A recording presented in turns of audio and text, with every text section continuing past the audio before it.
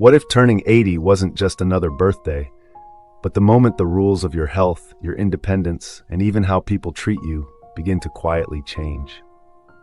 I've seen it again and again.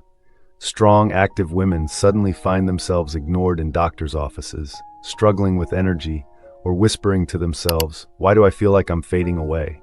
It's not just aging, it's a shift no one warned you about. But here's the good news.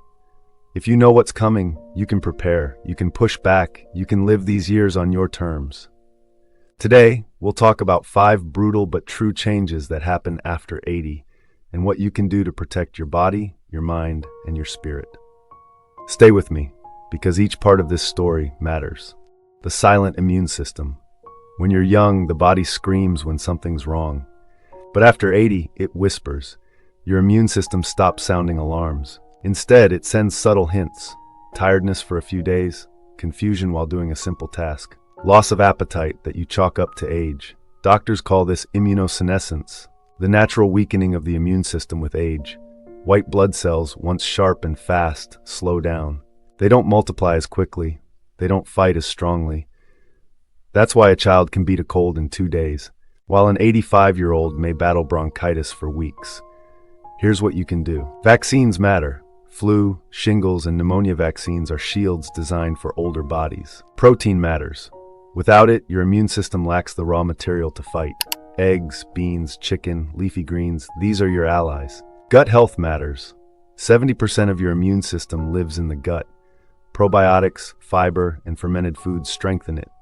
Most importantly, trust your instincts. If you feel off, don't wait. Speak up, tell your doctor. Ignoring whispers can turn into storms. The thief of strength. It starts quietly. One day, standing up from your chair feels harder. The next week, you steady yourself on the kitchen counter. This isn't laziness, it's sarcopenia, age-related muscle loss. By 80, you may have lost up to half your muscle mass if you're not fighting back. And the danger, it's not just weakness, it's the chain reaction. A slip in the bathroom, a fracture, surgery, bed rest, more muscle loss, and independence gone. But sarcopenia is not destiny. Muscles still listen, even in your 80s and 90s. Here's how to send them the right message. Move every day. Chair squats, resistance bands, light weights, even soup cans. The goal isn't bodybuilding, it's balance and stability. Eat more protein, not less. Experts recommend 1 to 1.2 grams of protein per kilogram of body weight. That means eggs, fish, chicken, yogurt, shakes. Check your vitamin D, especially if you live in northern states or spend time indoors. It's vital for muscle and balance. Every step you take today is an investment in tomorrow. Aging may try to steal your strength, but you can steal it back. Becoming invisible in the clinic. You walk into a checkup, you sit on the exam table, you ask a question, and instead of answering you, the doctor looks at your daughter. This is medical ageism. It happens in hospitals and clinics every single day. Doctors assume she's too old for surgery. He won't tolerate this medication. Why bother with that test? But assumptions are not facts, and when assumptions replace conversation, you disappear. Here's how to protect your voice. Ask, if I were 60, would your answer be different? Say, explain all my options, aggressive and conservative, before I decide. And remember, you can switch doctors, even at 85, even after years with the same provider. You've lived through decades of change. You've raised families, worked, adapted, survived.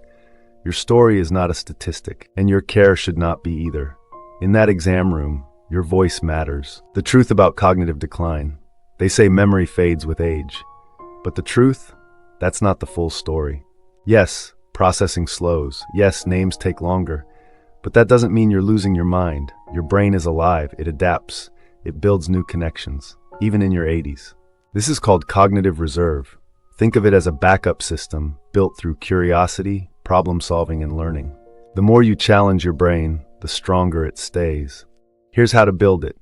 Move your body. Walking increases the size of the hippocampus, the memory center of the brain. Talk more. Storytelling, debating, or chatting with friends activates attention, language, and memory.